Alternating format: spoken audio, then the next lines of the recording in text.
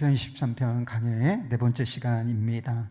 우리는 잃은 양, 목자 없는 양 같은 삶을 살던 사람들이었습니다. 그러나 지금은 상황이 완전히 달라졌죠. 주님께서 기르시는 양이 되었습니다. 우리가 주님을 나의 아빠, 아버지, 나의 목자이시다 이렇게 부르고 있으니까 우리는 더 이상 잃은 양도 아니고 목자 없는 양도 아니고 주님께서 찾으시고 주님께서 기르시는 양이 된 것입니다.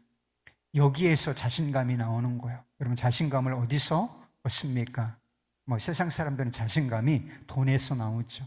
지갑에서 나오고 통장에서 나오고 사회적 지위에서 나오는 것입니다. 그러니까 조금 자기가 잘났다고 생각하면 다른 사람들 다 무시하고 이렇게 형편없이 사는 거예요. 이게 얼마나 형편없는 일입니까, 여러분? 그러나 우리의 자신감, 자존감은 어디서 나오느냐? 내게 아버지가 있다. 창조주 하나님, 그분이 내 아버지이시고 나를 기르시는 목자이시다. 여기에서 여러분, 개도 집 앞에서는 50%, 여러분 몰라요? 우리가 주님께서 기르시는 양이라면 여러분 자신감이 있어야 당연한 것입니다. 우리 자신에게서 나오는 것이 아니라 내가 주님께서 기르시는 양이다 하는 이 속에서, 이 믿음 안에서 나오는 것이 자신감인 것입니다.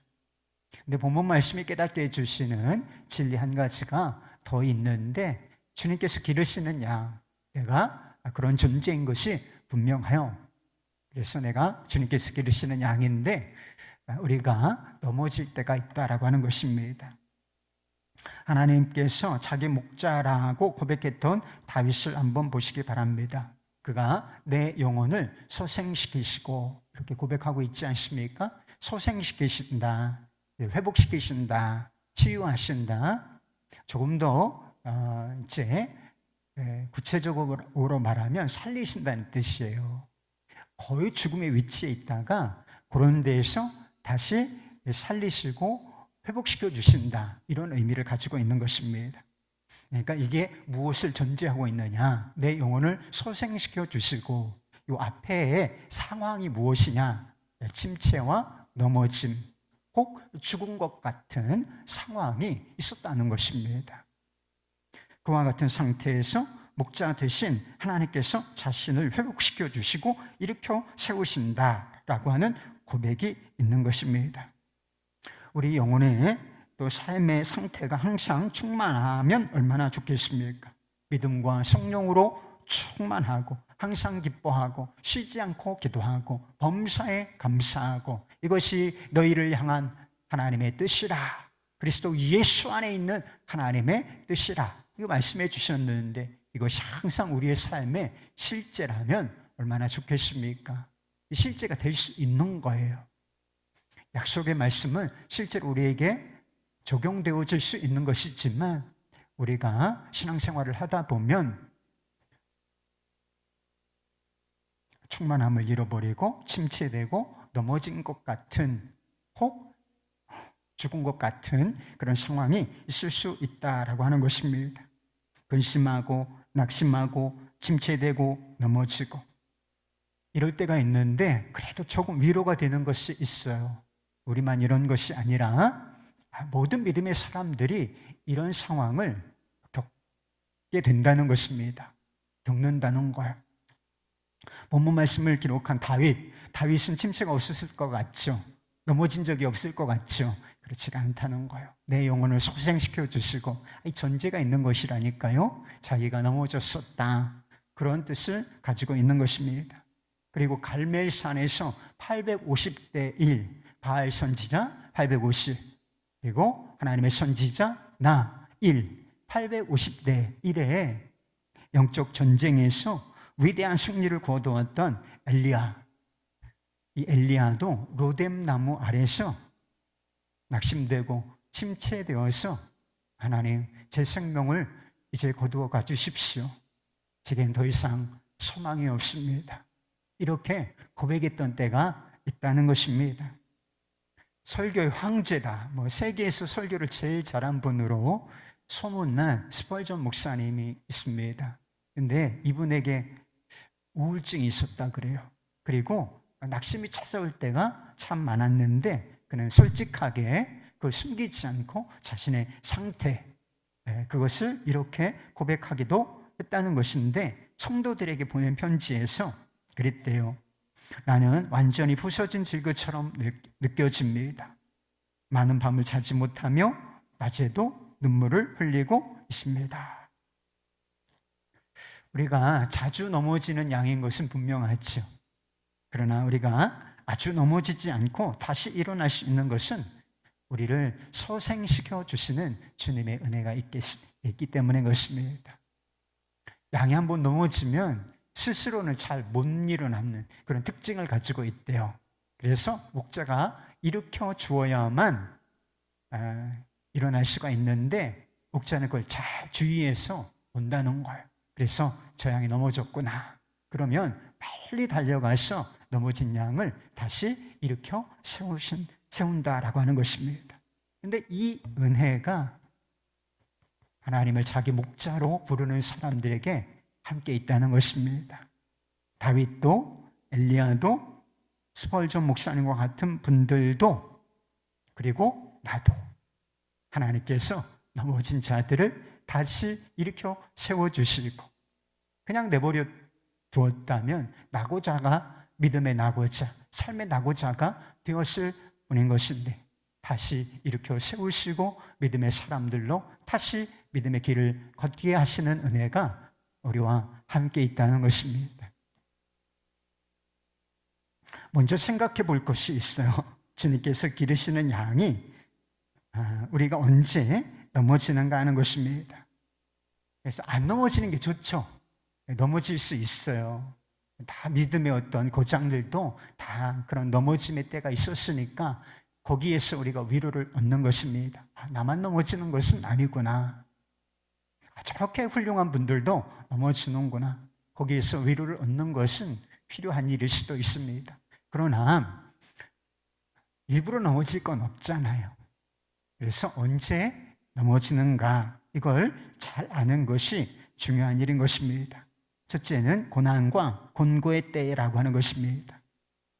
구덩이 같은 것이 있는데, 구덩이 같은 것에 이 양의 시력이 지나치게 약하기 때문에, 근시안이기 때문에 그런 장애물이나 구덩이 같은 것을 잘 보지 못하고 이렇게 빠지게 되는 그런 일이 있다는 것입니다. 이런 일이 있는 것처럼 고난과 곤고라고 하는 구덩이에 우리가 빠져서 넘어질 수 있다는 것입니다. 엘리야는 850대 1의 싸움에서 위대한 승리를 거두었습니다. 큰 승리를 거두었으니까 상황이 다 바뀔 줄 알았어. 여러분, 한번 믿음의 승리, 믿음의 싸움에서 정말 하나님을 신뢰하는 믿음으로 승리를 얻으면 다 잘 될 것 같죠? 그렇지 않을 수도 있다는 것을 엘리야의 상황이 보여준다는 것입니다. 상황이 바뀐 것은 아무것도 없어요. 여전히 이스라엘 백성들은 하나님을 떠나 바알, 우상을 섬기고 있었고, 그리고 이 850명의 바알 선지자, 아세라 선지자가 한 번에 하나님이 하신 일을 통해서 몰살을 당하였다면, 이게 이세벨이라는 여자, 왕비가 조금 기가 꺾일 만도 하잖아요. 근데 이 여자가 진짜 독종이라 더 막 악이 받쳐가지고 이 엘리야의 생명을 찾기까지 내가 쉬지 않으리라 이러면서 막 그의 생명을 찾아 나선다라고 하는 것입니다. 사방이 막힌 것 같은 상황 속에서 낙심과 침체가 찾아왔어요. 막 불의 사자예요, 이 사람은. 엘리야의 별명이 불의 사자인데 불이 꺼졌어. 낙심과 침체와 우울함이 찾아왔다는 것입니다. 그래서 이렇게 살아서 뭐하나, 여러분 그런 생각 혹시 들 때가 있어요? 엘리야가 그런 생각이 들었다는 거. 이렇게 살아서 뭐하나, 나만 남겨져서 홀로 외롭고 더 이상은 싸울 힘도 없고, 이래서 그가 침체되어서 죽고 싶은 생각까지 들었다는 것입니다. 다윗이 썼을 것으로 예상이 되는, 사실은 뭐 작자미상이라고 이렇게 되어 있지만 많은 분들이 그냥 다윗의 시라고 편하게 생각하는 시편이 시편 42편이에요. 거기에도 보면 고단하고 그리고 곤고한 상황 속에서 침체된 영혼의 부르짖음이 나옵니다. 성경은 이상해요. 이런 걸 하나도 감추지 않아요. 하나님의 사람들, 정말 사슴이 물을 찾는 것 같이 내 영혼이 주님을 찾기에 갈급합니다. 얼마나 정말 믿음의 고백입니까? 이런 믿음의 사람들이 깊은 침체에 빠졌다는 사실, 이것을 전혀 숨기지 않는다는 것. 성경이 얼마나 진실한지를 이런 말씀을 통해서도 저는 알 수가 있다고 믿습니다. 대적들이 자신의 생명을 찾아요. 그리고 하나님은 숨어 계신 것 같은 상황 속에 있다는 것입니다. 그래서 하나님께서 얼굴을 보여주시지 않는다는 것, 얼굴을 찾을 수 없다, 이런 고백이 나온다는 것입니다. 그리고 기쁨과 감사가 충만했었어. 그래서 예배 인도자로서 사람들이 예배를 이끌어가면서 하나님의 이름을 높이고 찬양하고 그 예배 가운데 주어진 기쁨과 감사, 감격을 아는 사람이었습니다. 그런데 그게 마음속에 싹 사라지고, 우리 마음은 진공 상태가 아니라 그랬잖아요. 그런 마음이 싹 사라지니까 그 마음을 대신 채우는 것이 있었는데, 그것이 불안과, 그것이 슬픔과 눈물이었다는 것입니다. 얼마나 울었으면 눈물이 지하로 내 음식이 되었다, 이렇게 고백을 하겠습니까? 밤낮 없이 울었다는 것, 어찌합니까? 그래서 시편 42편 5절 말씀, 침체된 심령으로 이렇게 고백을 해요. 내 영혼아, 내가 어찌하여 낙심하며 어찌하여 내 속에서 불안하여 하는가? 나는 하나님께 소망을 두라. 자기 마음을 그대로 고백하고 있죠. 잘한 게 뭔지 아세요? 그걸 내버려 두지는 않았다는 걸. 너는 하나님께 소망을 두라. 자기 자신에게 격려하고 위로하고 있는 것이죠. 그래도 하나님을 찾고 바라보라, 이렇게 말입니다. 우리가 언제 넘어지는가? 두 번째는 교만입니다. 어떤 양이 자주 넘어지는가? 그런 이야기가 있어요. 실제로 양을 치는 목자들이 하는 이야기인데, 어떤 양이 주로 넘어지느냐? 몸이 무겁고 아주 뚱뚱한 양이라는 거, 그리고 털을 깎아주질 못해서 털이 수북하게 자란 양, 비대하고 털이 아주 수북하게 길어서 걸려 넘어지는 이런 상황이 있다는 것입니다. 우리도 영적으로 내 영혼을 소생시키시고 자기 영혼에 관해서 말하고 있잖아요. 우리가 영적으로 비만해지는 상태가 있어요. 영적으로 비대해진 상태, 그게 바로 교만인 것입니다. 사도 바울은 자신의 편지를 받는 사람들 중에 교만한 사람들, 그들의 교만을 지적하면서 뭐라고 이야기했느냐? 고린도전서 10장 20절 말씀, 유명한 말씀인데, 그런즉 선줄로 생각하는 자는 넘어질까 조심하라, 이렇게 경고했다는 것입니다. 우리가 언제 넘어지기가 제일 쉽다는 거예요? 교만할 때. 우리가 교만할 때 선줄로 생각해. 난 섰구나. 나는 믿음이 제대로 서 있어. 나는 괜찮아. 이렇게 생각할 때, 그때가 가장 취약한 때고, 넘어지기 일보 직전, 넘어지기 너무나 쉬운 상태라 하는 것입니다. 성경적인 의미에서 교만이 뭘까요? 교만이 무엇입니까? 일반적인 의미에서도 교만이라고 하는 개념은 있어요. 그러나 성경적인 교만의 개념이 중요한 것입니다. 성경적인 교만의 개념이 무엇일까? 하나님에 대한 신뢰가 약해진 상태를 말해요. 하나님에 대한 신뢰가 필요한데, 하나님에 대한 신뢰요, 믿음이 없이는 오직 의인은 믿음으로 말미암아 살리라 함과 같으니라. 여러분, 믿음 빼놓고 살면 안 되는 것입니다. 믿음은 무엇이냐? 믿음의 실체는 겸손인 거예요. 도와주십시오. 제 힘으로는 안 됩니다. 주님을 의지합니다. 나를 구원하소서. 이게 믿음이거든요. 여기에는 교만이 자리 잡을 수가 없는 것이죠. 그런데 이런 하나님에 대한 신뢰가 약해지는 것입니다. 그리고 자신과 그 무엇에 대한 신뢰가 상대적으로 강하여지는 상태를 말하는 것입니다. 여러분 시편 23편 이 6절밖에 안 되는 짧은 시편이지만 한번 주어를 한번 보세요. 여호와는 나의 목자이시니, 여호와는 나의 목자이시니, 하나님께서 이제 첫머리에 주어로 등장하시고 그 다음에 주어가 다 그예요. 그가 나를 푸른 풀밭에 누이시며, 계속 그가 주어로 등장한다라고 하는 것입니다. 우리가 주님께서 기르시는 양으로 산다는 것은 하나님께서 주어가 되시는 삶, 그가의 삶을 살아가는 것을 말하는 것입니다. 이렇게 그가의 삶을 살아가는 사람, 자신에 대한 신뢰를 부인하고 오직 목자 되신 하나님께 온전한 신뢰를 보내는 사람, 이 사람은 부족함이 없는 삶을 살 것이며 만족하고 그리고 안식이 주어지며 그리고 두려움이 없는 그 이후에 약속된 삶, 이것을 실제로 누리게 되는 것입니다. 그런데 양의 삶의 주어가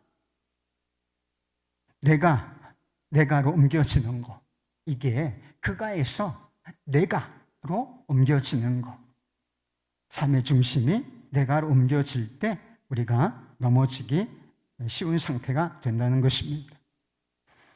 삼손이 실패로 넘어진 것도 교만 때문이었습니다. 초인적인 힘을 발휘하는 적들을, 초인적인 아주 육체적으로 당할 자가 없을 정도로 나귀 턱뼈 하나를 가지고 1000명을 쳐 죽일 정도니까 얼마나 대단한 파워, 육신적인 힘을 가지고 있는 사람이었겠습니까? 그런데 그가 한순간에 굉장히 무기력한 사람이 돼요. 예수님이 뽑히고 결박당하고 그리고 적들 앞에서 맷돌을 돌리며 재주를 부려보라, 이렇게 조롱받는 상태가 되었다라고 하는 것입니다. 왜 이런 상태가 됐던 것인가? 삼손이 자기를 신뢰했기 때문인 것입니다. 이 초인적인 힘은 성령의 능력으로 말미암아 주어진 거예요.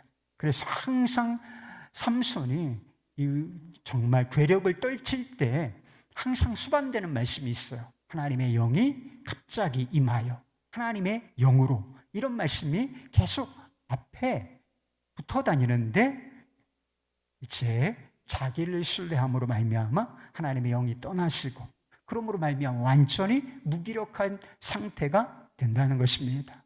예전처럼 다시 떨쳐 일어나서 힘을 발휘하고 싶었지만 자기를 신뢰하는 자에게 힘은 주어지지 않았다는 것입니다.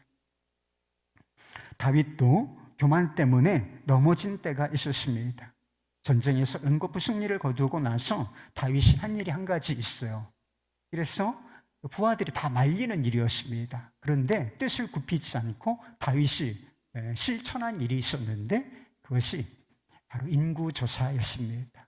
12지파인데 12지파의 인구를 다 계수하라, 이래서 명령을 내려서 결국은 다 숫자를 세고야 만다는 것입니다.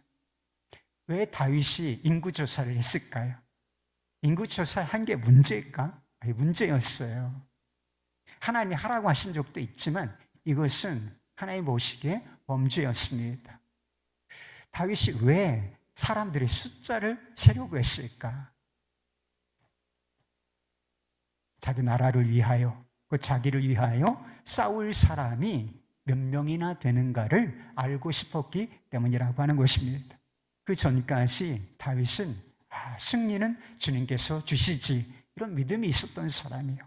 그리고 열세였지만 믿음 하나 가지고 나와서 승리를 거두었던 그런 믿음의 장수였습니다. 그런데 어느 순간 이게 사람이 믿음이 약화되는 것이 어느 순간이란 말이에요. 그래서 이게 이렇게 하면 계속 승리가 주어지고 왕국이 진짜 확장되겠구나 라고 생각해서 인구조사를 시켰는데 주님께서 보시기에 이것은 악한 일이었습니다. 그래서 이 일로 7만 명이나 되는 사람들이 죽게 되었고 다윗은 자책과 고통의 눈물을 삼킬 수밖에 없었다라고 하는 것입니다. 영적인 나태 아시죠? 게으른 거. 영적인 나태도 교만의 일종이에요. 그러니까 예배에 소홀합니다. 기도 생활에 소홀해요. 쉬지 않고 기도하라. 이게 분명한 뜻이라니까요. 기도는 간헐적으로 하는 게 아니에요. 여러분 직장 생활 하다 보면 피곤한 거 이해는 돼요.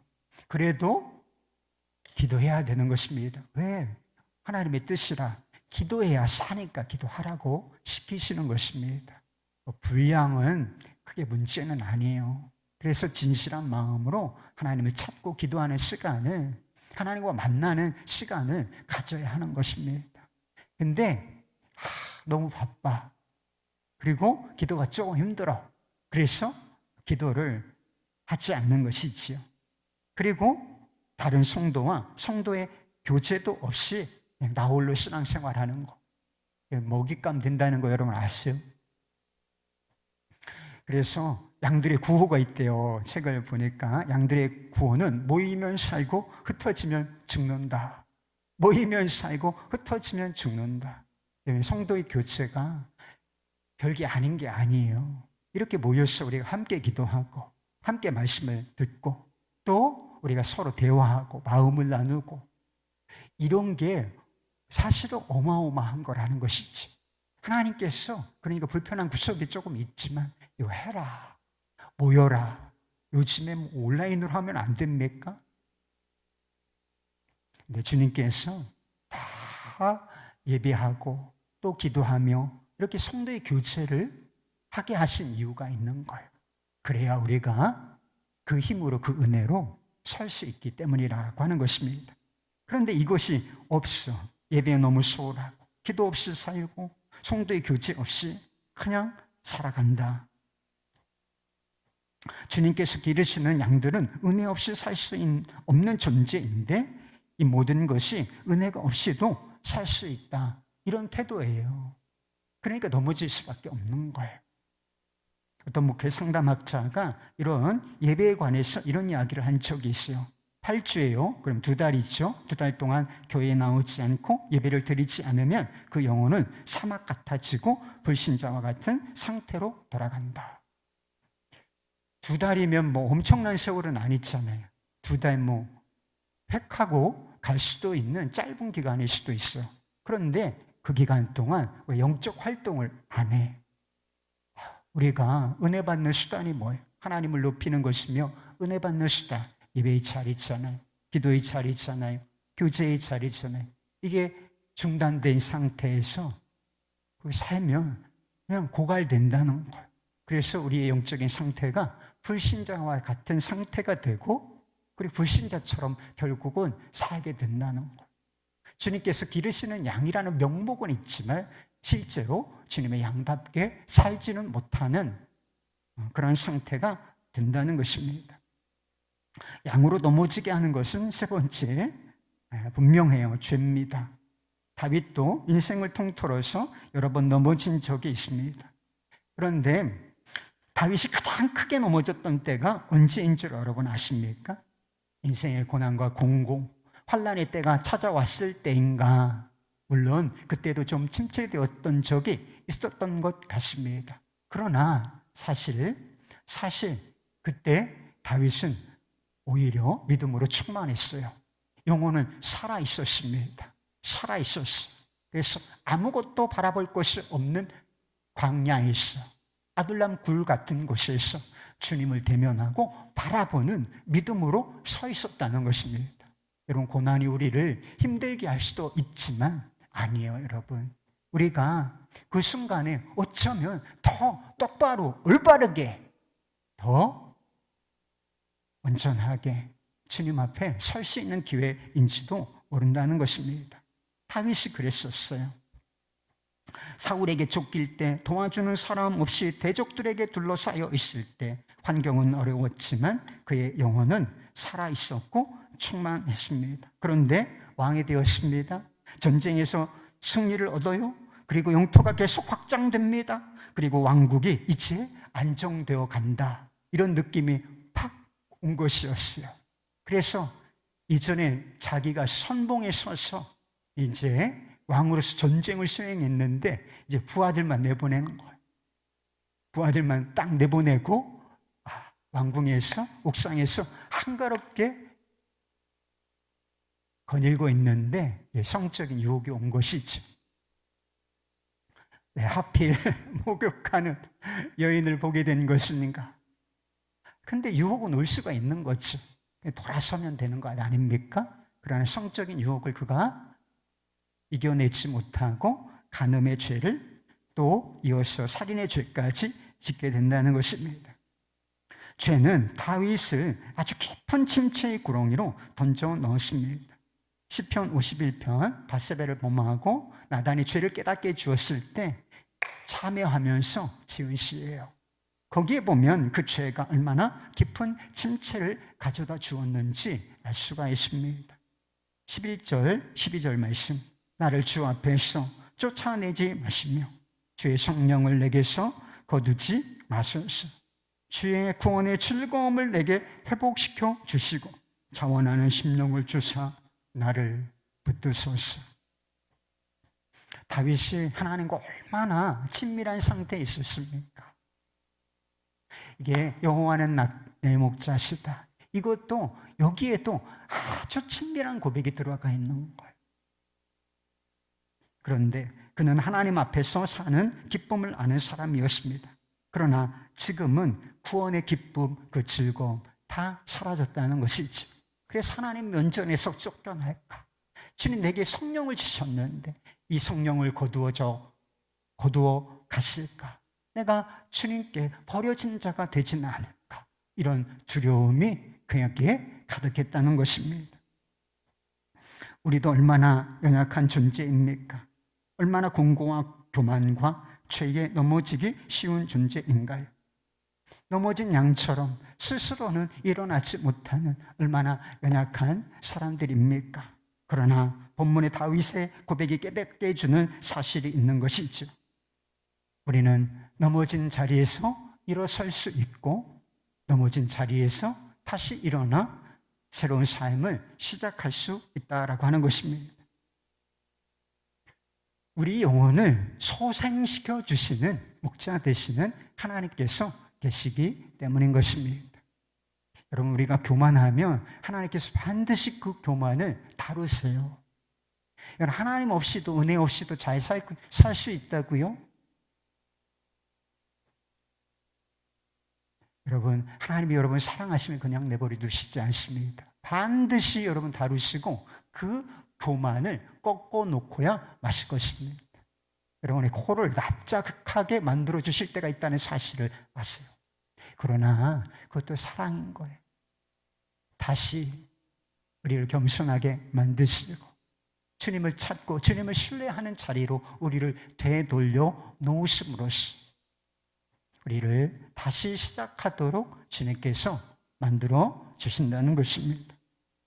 삶의 의욕을 잃고서 로뎀나무 아래서 주님 제 생명을 이제 거두어 가주시지요. 저 그만 살고 싶습니다. 이렇게 이야기했던 엘리야, 하나님께서 그냥 내버려 두시지 않았어요. 육체의 에너지, 심리적인 영적인 에너지가 완전히 소진된 그 사람, 까마귀들을 통해서 아침 저녁으로 뭘 먹이셨다고 했느냐 하면 떡과 고기를 먹이셨다라고 했습니다. 그래서 까마귀가 물어다 준 고기, 떡, 그거 한 점씩 얻어먹으면서 또 물을 마시고 그가 소생케 되었다는 것입니다. 이 엘리야는 자기만 남은 줄 알았어. 이 우상 숭배자들 천지구나. 이 외로운 싸움을 하는 줄 알았어. 그러나 하나님께서 뭐라고 말씀하시느냐? 육체의 기력이 소생되었을 때 너 혼자라고 생각하지 마. 내가 너와 함께 있다. 그리고 바알에게 무릎 꿇지 않은 자, 아직도 믿음을 잃지 않은 자 7,000명이나 있다. 이렇게 말씀해 주셨어요. 이런 까마귀가 상징하는 게 뭘까요? 7천 명, 바알에게 무릎 꿇지 않은 7천 명이 상징하는 것이 무엇이겠습니까? 그게 은혜인 거예요. 사랑인 것입니다. 그러니까 아무것도 할 수가 없어. 이제 조금만 기다리는 선지자. 그 순간에도 하나님께서 은혜를 가지고 찾아가셔서 아주 특별한 방법으로 그를 먹이시고 그를 소생시켜 주셨다는 것입니다. 여러분, 우리가 널브러져 있을 때 하나님께서 까마귀를 보내실 때가 있어요. 다시 살려주시려고 하시는 것. 사람의 말 한마디인데 죽으면 안 돼. 하나님 당신 사랑하시. 그래서 크게 양식이 되어서 다시 일으켜주시는 경우가 있다는 것. 다윗이 밧세바를 범한 이후에 죄 때문에 넘어져 있었습니다. 그의 영혼은 거의 밑바닥, 지옥 가까이 내려앉아 있었습니다. 그는 성령이 떠나가시고 주 앞에서 쫓겨날 것 같은 두려움을 가지고 있었습니다. 그러나 그가 그런 순간에도, 지옥불이 느껴지는 그런 순간에도 그가 여전히 포기하지 않고 마지막으로 생명줄처럼 붙들었던 것이 있습니다. 그는 기도를 시작하면서 이렇게 말했습니다. 시편 51편 1절, 하나님이여 주의 인자를 따라 내게 은혜를 베푸시며 주의 많은 긍휼을 따라 내 죄악을 지워주소서. 자기는 자격이 없어요. 죽어 마땅해. 버려져도 할 말이 없어. 근데 마지막 소망을 걸었던 것이 무엇인가? 주의 인자를 따라 내게 은혜를 베풀어 주십시오. 하나님은 그래도 선하시다. 하나님은 내게 자비를 베풀어 주실 수 있는 분이시다. 거기 인자와 자비, 주님의 사랑, 긍휼의 원통 희망을 걸고 그가 자기의 죄를 토설한다는 것입니다. 하나님께서는 다윗을 내쫓지 않으시고 은혜와 긍휼을 베풀어 주셨습니다. 죄와 실패에 넘어진 자를 용서하시고 다시 일으켜 세워주셨다는 것입니다. 구원의 기쁨과 성령 받은 자의 능력을 회복시켜 주신다는 것입니다. 목자와 양 사이에 그 친밀함, 그 끈끈함, 그것을 회복시켜 주신다는 것입니다.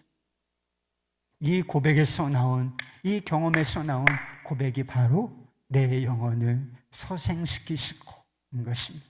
이야, 내가 완전히 나락에 떨어져서 아무 소망이 없을 때 주님께서 나를 불쌍히 여기시고 내게 은혜를 베푸심으로 말미암아 다시 나를 양으로 받아주시고 나를 다시 회복시켜 주셨구나.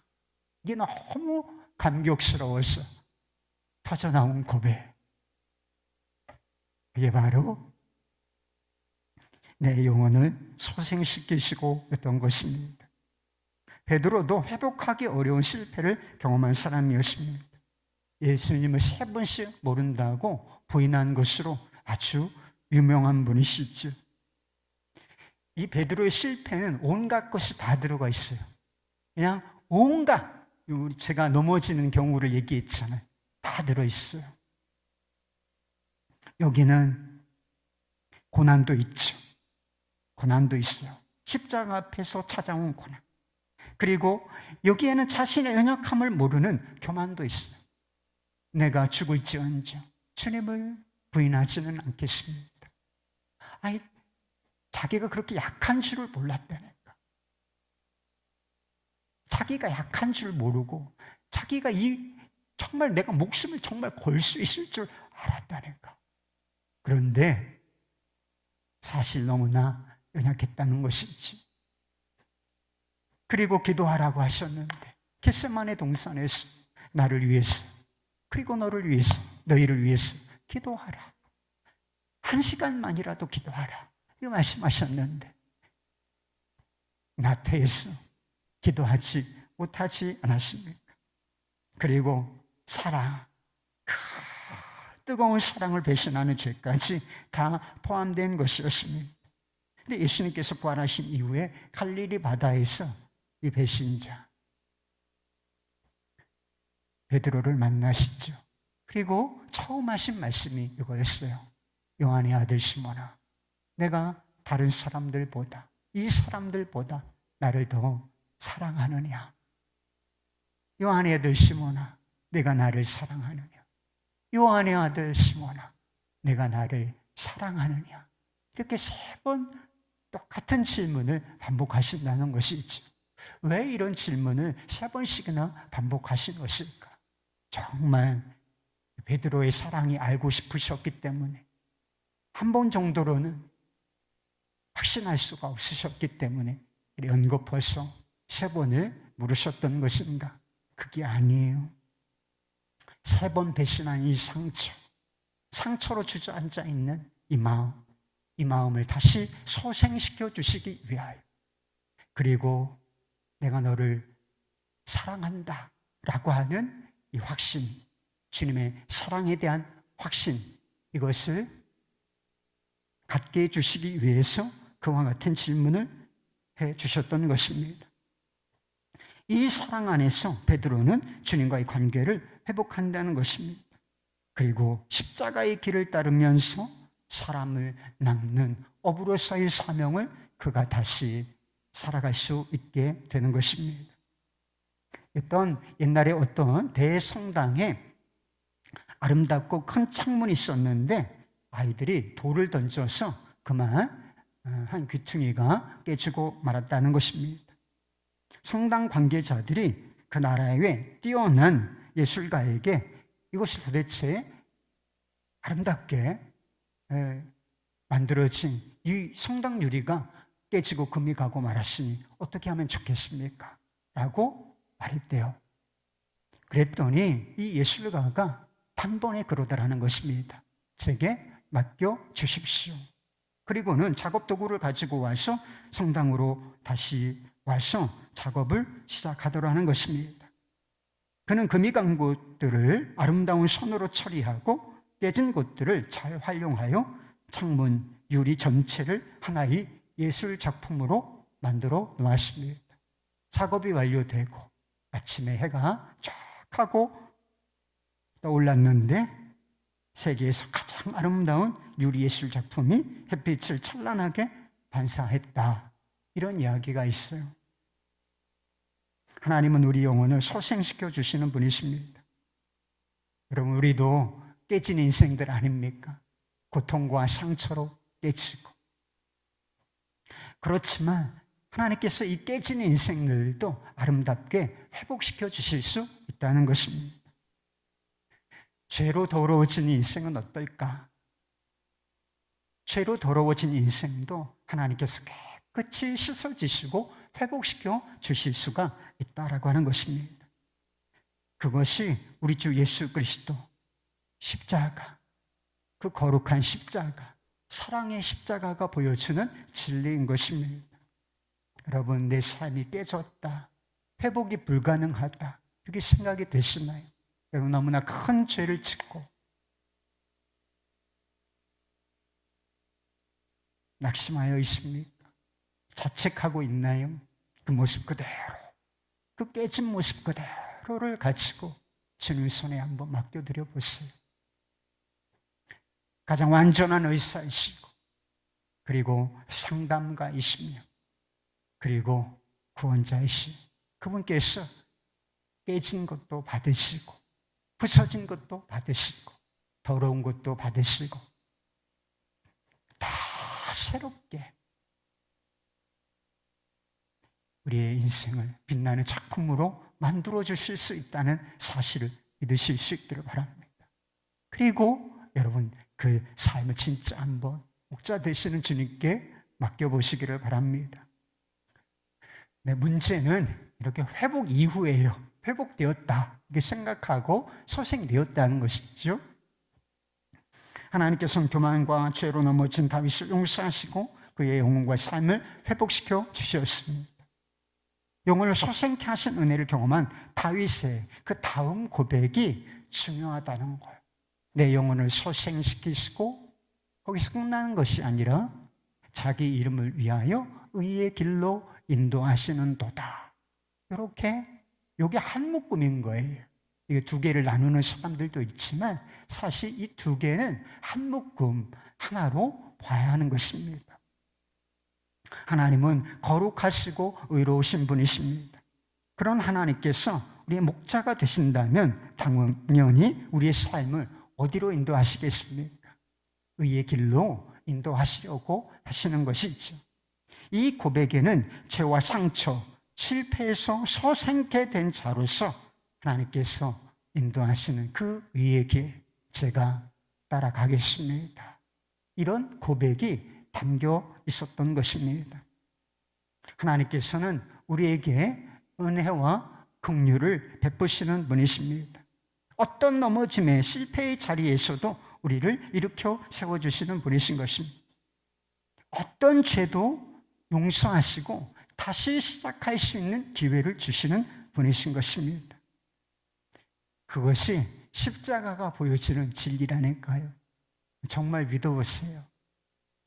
문제는 우리가 소생 회복의 자리에 섰을 때 내가 정말 예수 그리스도의 은혜로 용서받고 의롭다 하심을 받은 자다. 그리고 삶의 문제들에서 낙심과 침체에서 회복되었을 때 다윗처럼 하나님의 이름을 위하여 의의 길을 걷고자 하는 그런 믿음이 있는가, 그 고백이 있는가, 이게 중요하다는 것입니다. 의의 길이라고 하는 것은 어떤 길일까요? 의의 길, 의의 길이라고 하는 것은 바른 길을 말하는 것입니다. 주님께서 인정하시는 길을 말하는 것이고, 그리고 주님의 뜻에 순종하는 길을 말하는 것입니다. 예수님께서 하신 말씀대로 하면 자기를 부인하고 자기 십자가를 지고 주님을 따르는 길, 좁은 길, 이것이 바로 의의 길인 것입니다. 이 의의 길은 사실은 세상에서는 인기가 없는 길이에요. 세상 사람들이 추구하는 길이 어떤 길입니까? 부와 성공과 자기 명예의 길이 아니겠습니까? 그 길을 가되 어떻게 가려 하는가? 어떻게 가려 하는가? 최대한 단시간에 아주 빠른 속도로 도달하기를 원하지 않습니까?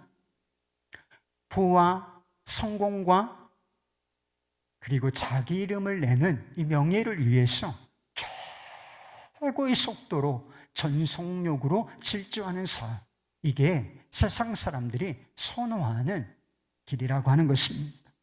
그러나 우리가 걸어야 할 길은 부와 성공의 길이 아니라 의의 길이라고 하는 것입니다. 빠른 길 가고 싶으신가요? 아니요. 주님께서 가라 하신 길은 빠른 길이 아니라 비슷하긴 하지만 바른 길인 것입니다. 우리가 영혼을 소생시키신 하나님께서 우리를 그 길로 인도하시기 때문이라고 하는 것입니다. 어떤 때는 하나님께서 하시는 일이 좀 답답하게 느껴질 때가 있어요. 하나님 너무 느려, 그렇잖아요. 기도 응답도 좀 느리시고, 주님 우리의 삶을 좀 높은 자리 빨리 올려주시면 좋고, 문제가 있으면 빨리 그 문제를 좀 해결해 주시면 좋고, 그런데 우리 하나님은 좀 느리시다. 그래서 어떤 사람은 우리 하나님은 시속 4km의 하나님이시다. 걷는 속도하고 똑같아. 다른 사람들은 막 100m를 막 전속력으로 질주하듯이 이렇게 달려가는데 하나님은 그냥 시속 4km로 가시면서 우리의 삶을 인도하신다는 것.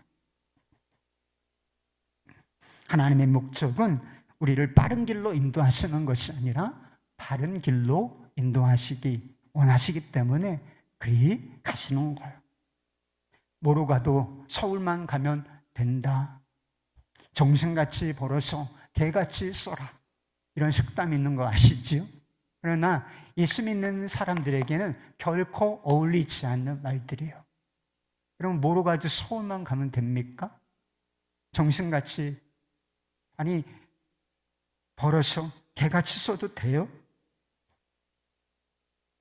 개같이 벌어서 정승같이 쓴다. 제가 말이 거꾸로 했죠. 죄송해요. 개같이 벌어서 정승같이 쓴다. 무슨 일을 해도 형통하기만 하면 된다. 부자만 되면 됩니다. 여기에는 뭐가 빠져 있어요? 발음이 빠져 있다라고 하는 것입니다. 부와 성공과 명예에 마음을 두고 살아가면 반드시 넘어지게 돼 있어요. 그럼 넘어진다 그랬잖아요. 우리가 여기에 마음을 두고 삶의 목적을 두고 살아가면 반드시 넘어져요, 여러분. 하나님과 절대로 가까워질 수 없고 그분을 따를 수가 없다는 것입니다. 뻔한 유혹을 보지 못합니다. 죄를 가볍게 생각하게 돼요. 그리고 죄와 너무나 쉽게 타협하게 된다는 것입니다.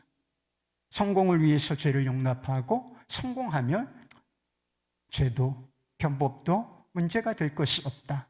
이런 식으로 생각을 하게 된다는 것입니다. 이런 삶을 살면 그 성공을 통해서, 그 부를 통해서 하나님께서 영화롭게 되시겠습니까? 그분의 이름이 거룩하게 여김을 받으시겠어요? 아니에요. 오히려 하나님의 이름을, 그분의 이름에 불명예를 안겨드리게 되는 것입니다. 이것이 지금 한국교회에서 벌어지는 일인 것입니다. 일으켜주시면 넘어지고, 일으켜주시면 넘어지고, 소송시켜주시면 침체되고, 소생시켜주시면 다시 침체되고, 용서하시면 죄짓고, 용서하시면 또 죄짓고, 이게 양의 삶일 것 같습니까? 구원받은 자의, 하나님의 자녀의 삶일 것 같으세요? 예수님께서 38년 된 병자, 꼼짝없이 38년 동안이나 누워서 생활을 해야 했던, 아무도 도와주지 않는 외톨이 인생, 절망으로 가득 찬 이 인생에 찾아오셔서 그를 구원해 주시지요. 그를 일으켜 주신다는 것입니다. 그리고 그를 성전에서 만나서 걸어 다녀 이 사람이 있지. 성전에서 만나서 뭐라고 하셨는지 아세요? 더 심한 것이 생기지 않게 다시는 죄를 범하지 말라. 이제 회복되었니? 그래, 이제 다시는 죄로 기울어지지 마. 이제 의의 길 걸어보라. 이렇게 말씀하셨던 것입니다. 의의 길은 인기가 없는 길이에요. 부와 성공과 출세, 명예, 이런 것이 약속되어 있지 않은 길이기 때문인 것입니다. 그리고 이 길이 겉으로는 걷기가 조금 힘든 길인 것처럼 보일 수가 있습니다. 정직하기가 쉽습니까? 손해를 감수해야 되는 부분이 있단 말이에요. 그러나 진실은 뭔지 아세요? 이 길이 가장 안전한 길이라고 하는 사실인 것입니다. 목자가 양들을 어떤 길로 인도하려고 하는지 한번 생각해 보세요. 안전한 길로 인도하지 않겠습니까? 목자가 양들을 기르는데 길을 인도한단 말이에요. 그럼 그 길이 어떤 길이겠느냐? 양들은 잘 모를 수 있지만 목자는 가장 안전한 길로 그 양들을 인도할 것이 분명하지 않겠습니까? 목자 되신 하나님께서 우리를 의의 길로 인도하시는 것은 그 길이 가장 복되고 안전한 길이기 때문인 것입니다. 시편 1편 유명한 말씀이 있어요. 1절, 6절 말씀입니다. 복 있는 사람은 악인들의 꾀를 따르지 아니하며 죄인들의 길에 서지 아니하며 오만한 자들의 자리에 앉지 아니하고 무릇 의인들의 길은 여호와께서 인정하시나 악인들의 길은 망하리로다. 그럼 복이 무엇입니까? 잘 사는 게 뭐예요? 진짜 성공이 무엇입니까? 거룩하시고 의로우신 하나님의 자녀답게 사는 것입니다. 하나님의 이름, 그분의 명예를 위하여 사는 삶, 이것이 가장 복되고 가장 명예롭고 가장 안전한 그런 삶이라는 것입니다. 우리는 연약한 양들입니다. 주님을 따른다고 하지만 또 어느 순간에 흔들리고 넘어질 수 있는 양들이지요. 그러나 우리는 다시 일어설 수 있습니다. 우리를 다시 일으켜 세워주시는 목자가 계시기 때문인 것입니다. 우리가 연약하지만 의의 길을 당당하게 따라 나설 수 있는 것은 우리의 영혼을 의롭게 하시기 위하여 자기 전 존재를 내어주신 우리 주 예수 그리스도께서 계시기 때문인 것입니다. 선한 목자이신 주님께서 우리를 천천히 그러나 중단 없이 의의 길로 인도하실 것이기 때문인 것입니다. 그리고 결국은 하나님 앞에서 우리를 흠없는 양으로 세워내실 것이기 때문인 것입니다. 여러분, 이 진리를 믿으실 수 있기를 바랍니다. 이 진리를 믿으시고 의의 길로 인도하시는 주님을 겸손하게, 그렇지만 담대하게 따라 나서시기를 주님의 이름으로 축복합니다.